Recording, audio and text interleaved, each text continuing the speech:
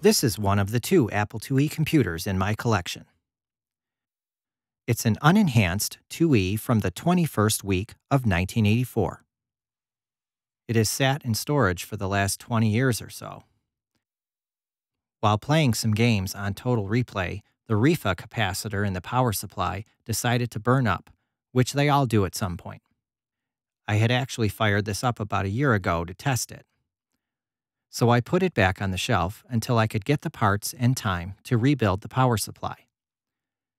In addition to the new caps, I also purchased an enhancement kit from Reactive Micro, which includes a 65CO2 CPU and new ROM chips.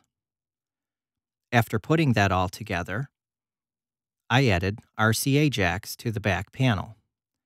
This will allow an external connection to a Mockingboard card. For memory, I've installed a RamWorks 2 with a 2 Meg Plus expansion board. Next is an Ethernet 2 Ethernet card. This connects the computer to the network and the internet. The Mockingboard is a sound card that adds music to games or software that support it. I've also added an original Apple 5 1/4 drive controller, so I can still read floppy disks.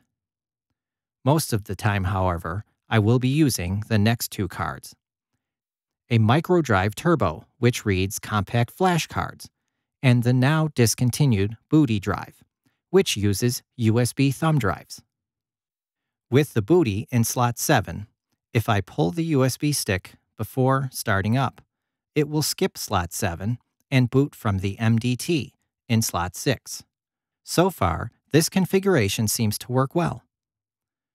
So after what was probably a 25 to 30 year long nap, this Apple IIe lives again. I hope you enjoyed this look at one of my latest retro projects. Thanks for watching.